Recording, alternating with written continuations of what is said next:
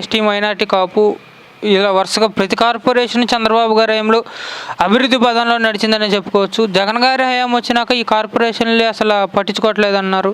అసలు కార్పొరేషన్ పేర్లే తప్ప సంబంధించిన చైర్మన్లే తప్ప సంబంధించినంత వరకు అసలు ఎటువంటి లబ్ధి జరగట్లేదు అంటున్నారు.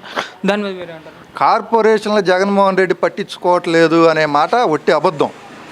జనాలకు అవగాహన లేక కార్పొరేషన్లు జగన్మోహన్ రెడ్డి పట్టించుకోవట్లేదు అనుకుంటున్నారు. జగన్మోహన్ రెడ్డి ఉపయోగించుకున్నంతగా కార్పొరేషన్లు చంద్రబాబు గారు ఉపయోగించుకోవాలా. ప్రతి కార్పొరేషన్ మీద లోన్ తెచ్చాడు, ప్రతి కార్పొరేషన్కి అప్పు పెట్టాడు. కాతే ఆ డబ్బు ప్యాలెస్కి వెళ్ళింది, జనాలకు రాలేదు అంతే. ప్రతి కార్పొరేషన్ మీద అప్పు తెచ్చాడు. చంద్రబాబు ఉండగా ఒక వ్యక్తిగతంగా 2 లక్షలు లోన్ ఇచ్చి 1,00,000 రూపాయలు కట్టండి, 1,00,000 రూపాయలు మాఫీ చేస్తానని చెప్పి ప్రతి వ్యక్తిగతంగా అభివృద్ధి చేశాడు. ఇవాళ ఏంటి ఏది ఆ లోన్లు ఏమి లేవు, కానీ ప్రతి కార్పొరేషన్ నెత్తి మీద లోన్ ఉంది. ఆ డబ్బు ఏమైంది? ఎవడే సమాధానం చెప్తారు? ఎవరికి చెప్పరు సమాధానాలు వీళ్ళు. అదేవిధంగా చూసుకుంటే ఇప్పుడు వచ్చేసరికి నిరుద్యోగుల సంఖ్య బాగా పెరిగిపోయింది. ప్రతి జనవరికి జాబ్ క్యాలెండర్ ఓపెన్ చేస్తానన్నారు, జాబ్ క్యాలెండర్ ఓపెన్ చేయలేదు. డిఎస్ఏ కాదు మెగా డిఎస్ఏ ఇస్తానన్నారు, అది ఇవ్వని పరిస్థితి ఏర్పడుతుంది. అదేవిధంగా చూసుకుంటే ఉద్యోగుల విషయానికి వచ్చేసరికి సిపిఎస్ అన్నారు, సిపిఎస్ కాదు జిపిఎస్ కొత్త విధానం అన్నారు. ఉద్యోగులు అక్కడ ఇది చేశారు. దాని మీద మీరేమంటారు? ఇందాక చెప్పి ఈ మినిస్టర్లు కానీ ఈ సీఎంకి కానీ అవి దేని మీద అవగాహన లేదు. సిపిఎస్ రద్దు చేస్తాను మాట తప్ప మనపైన ఎలివేషన్లు ఎందుకు? దమ్ముంటే సిపిఎస్ రద్దు చేయమని అడుగుతున్నారుగా. నువ్వు ఇచ్చిన మాటేగా. చేయలేడు. అతని వల్ల ఏదీ కాదు, పరిపాలన అతని వల్ల కాదు. ఇంట్లో కూర్చుని పబ్జీ ఆడుకోవటం, బయటకు వస్తే పరదాలు కట్టుకుని రోడ్ల మీద తిరగటం తప్పితే అలా అతను రోడ్ల మీద రావటం కూడా జనానికి ఇబ్బందే. ఏ చెట్టున బతుకుద్దా అతను రోడ్డు మీదకి వస్తే? ఏ చెట్టున పచ్చకుంటే చూడగలడా అతను? లేదు. అతను 2 రోజుల్లో వస్తున్నాడని 4 రోజుల ముందునే మొదలు పెడుతున్నారు. చెట్లు కొట్టేసి పరదాలు కట్టేసి దాచుకోవటం అయితే చేయగలడు, కానీ ఒక అభివృద్ధిలో లేకపోతే మనం మాట ఇచ్చామే ఈ మాట నిలబెట్టుకోవాలనే కుటుంబం కాదు అది. వాళ్ళకి లేని అలవాటు అది, ఆ బ్లడ్లో లేదు అలవాటు అంతే. అది ప్రధానంగా చూసుకుంటే అన్న కొత్త కంపెనీ అంటూ ఒకటి రాలేదు, వచ్చిన కంపెనీలు కూడా వెళ్ళిపోతున్న పరిస్థితి. సంబంధించినంత వరకు ఐటీ మినిస్టర్ గారు దీని గురించి పట్టించుకోవట్లేదు. దాని మీద మీరేమంటారు? కొత్త కంపెనీలు రాలేదనే మాట కూడా నేను ఒప్పుకోను. అతనికి కావాల్సిన కంపెనీలు చాలా వస్తున్నాయి. రోజుకో బ్రాండ్ మందు తయారు చేసే కంపెనీ వస్తుంది, రోజు ఆడి నెల తిరిగేటప్పుడు ఇసుక దోచుకుంటా ఒక కంపెనీ వస్తుంది, లేకపోతే అతని ద్వారా ఎవడో షిరిడి సాయి ఇండస్ట్రీస్ అని పెట్టి మీటర్ల ద్వారా దోచుకుంటా ఒక కంపెనీ వస్తుంది. చాలా కంపెనీలు వస్తున్నాయి, కానీ అవన్నీ సూట్ కేసు కంపెనీలు. వాటి వల్ల జనాలకు ఉపయోగపడే కంపెనీలు రావు. ఇతను చూసి చంద్రబాబు మోహన్ చూసి ఇన్వెస్ట్మెంట్లు పెడతాడానికి జగన్మోహన్ రెడ్డి ఇవాళ ఏ మోహన్ చూసి తీసుకొస్తా నువ్వు? నీ వల్ల కాదది. చంద్రబాబు మొహం చూసో లేకపోతే ఆయన పనితనం చూసో వచ్చినాయి కంపెనీలు. ఇవాళ వాటిని నిలబెట్టుకోవటం కూడా నీ మొహం వల్ల కాటల్లా, నీ మంత్రుల వల్ల కాటల్లా. తీసుకురండి ఎవడన్నా. లొకేషన్ ఎక్కిరిచ్చారుగా, 1-2 ఐటీ కంపెనీలు తీసుకురండి ఎక్కడన్నా. వైజాగ్లో మినీలియం టవర్స్ ఖాళీ చేపించగలిగారు, కానీ ఏదన్నా ఒకటి తీసుకొచ్చి పెట్టించండి. అదంటారు చూడు, మా చెల్లికి చేయాలి పెళ్ళి మళ్ళీ అన్నట్టు రిబ్బన్ కటింగ్ల మీద రిబ్బన్ కటింగ్లు చేయడం తప్పితే ఎప్పుడో ఇన్ఫోసిస్ పెడితే వీళ్ళు ఓపెనింగ్లు చేసుకుంటాడా? ఎప్పుడో కట్టిన బిల్డింగ్లకి వీళ్ళు రంగులు వేసుకుంటారా? వాటికి తప్పితే ఎందుకని ఉపయోగపడతారా? దేనికి ఉపయోగపడరు. ఎట్లా అంటే జాకీ పరిశ్రమ దగ్గరికి వెళ్ళి మాకు ఇంత కావాలని అడిగితే ఆయన మూట ముల్లే సర్దుకుని పంపించగలుగుతారు. కియా వాడి దగ్గరికి వెళ్ళి ఎప్పుడో చంద్రబాబు ఓపెన్ చేస్తే ఎంపీ వెళ్ళి మా వాటా ఏంటని అడిగి ఫోటోలు దిగ్గలుగుతారు. అంతకు మించి వీళ్ళు ఏమీ చేయలేరు. కియా తీసుకొచ్చారుగా, కియా అనుబంధ పరిశ్రమ ఒక్కటన్నా తేగలిగారు వీళ్ళు? వాళ్ళ వల్ల కాదు అది. అదేవిధంగా చూసుకుంటే ఇప్పుడు వచ్చేసరికి దేవాలయాలకు కూడా భద్రత లేకుండా పోతుంది అంటున్నారు. సంబంధించిన వరకు కొన్ని విగ్రహాలు ధ్వంసం చేసిన తర్వాత రథాలు ఇచ్చేసిన వాళ్ళ మీద సంబంధించినంత వరకు ఏ కేసు పెట్టిన పరిస్థితి ఏర్పడుతుంది. దాని మీద మీరేమంటారు? దేవాలయాల గురించి జగన్మోహన్ రెడ్డి మరియు అతని అనుచరులు లేకపోతే అతని పార్టీ వర్గాల మాటల్లోనే మద్యం రేట్లు ఎందుకు పెంచారు అంటే మద్యం తాగటం మానేస్తారని పెంచామంటున్నారు. ఇప్పుడు దేవాలయాల్లో రేట్లు ఎందుకు పెంచారు? ఏ సేవకు రేట్లు పెరగలేదు. తిరుపతి దగ్గర నుంచి అన్నవరం వరకు ప్రతి దేవాలయంలో వ్రతాల దగ్గర నుంచి దర్శనాల దగ్గర నుంచి రూముల దగ్గర నుంచి అన్ని రేట్లు పెరిగినాయి.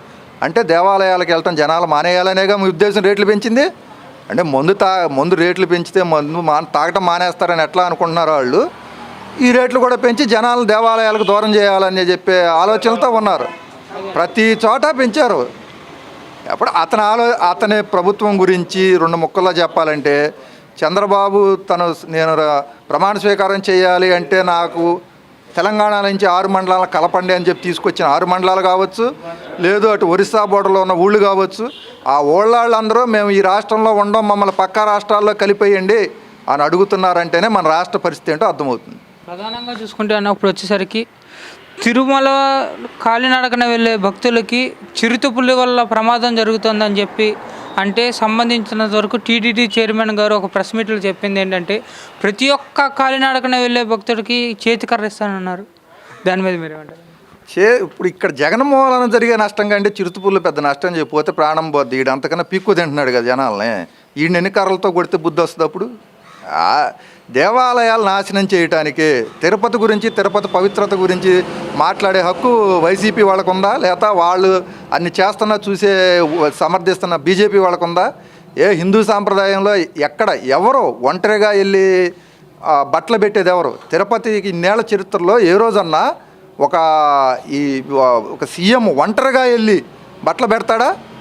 తిరుపతిలో పెట్టారు. అయినా బీజేపీ వాళ్ళు హిందుత్వం గురించి నిన్ను కబుర్లు చెప్పే బీజేపీ వాళ్ళు ఎందుకు ఖండించలేదు? అది మాట్లాడరు వాళ్ళు. ఎందుకంటే వాళ్ళిద్దరూ ఒకటే. తిరుపతి పులులు సంచరిస్తున్నాయంటే ఎందుకు వచ్చినాయి పులులు? ఇన్నాళ్ళు లేనిది ఇప్పుడు ఎందుకు వస్తున్నాయి? లోపలికి ఎవరు వెళ్తే పులులు బయటకు వచ్చినాయి. రెడ్ శాండిల్ వాళ్ళు బయటకు వెళ్తే పులులు బయటకు వచ్చినాయి. జగన్మోహన్ రెడ్డికి బీజేపీకి పడట్లేదు అనేది బయట ఎంత అబద్ధమో. ఇన్నాళ్ళు లేనిది ఇప్పుడు కేంద్ర ప్రభుత్వం రెడ్ శాండిల్ ఎక్స్పోర్ట్కి పర్మిషన్ ఎందుకు ఇచ్చింది? ఎవరికి అంటే సామాన్య జనానికి అన్నీ అర్థమవుతున్నాయి ఎందుకు ఇచ్చింది. రెడ్ శాండిల్కి ఇప్పుడే ఎందుకు ఇచ్చింది కేంద్ర ప్రభుత్వం పర్మిషన్ ఎక్స్పోర్ట్లకి? ఇన్నాళ్ళు లేదుగా. ఎందుకు ఇచ్చింది?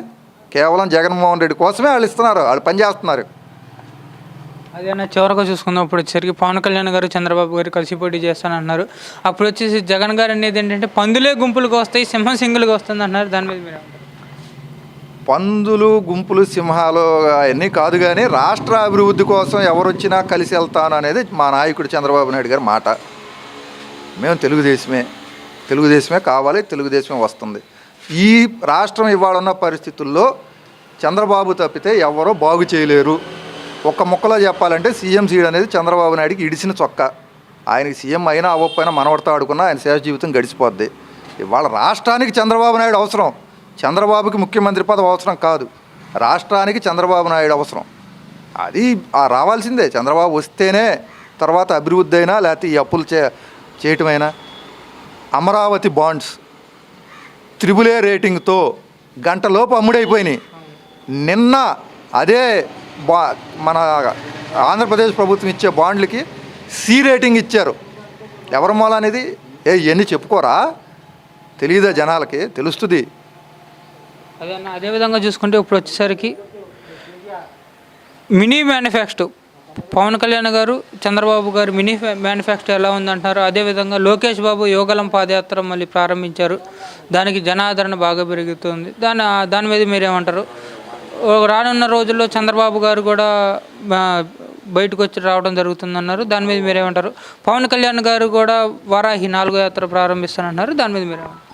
ప్రజలకు అవసరమైన ఏదైనా చేయడానికి చంద్రబాబు గారు సిద్ధంగా ఉన్నారు. ప్రజలు ఏది కోరుకున్నారో అదే మేనిఫెస్టోలో పెట్టారు. కాబట్టి ఆ మేనిఫెస్టో ప్రజలకు చాలా చేరువైంది. ప్రజలు వాళ్ళు డిసైడ్ అయిపోయారు.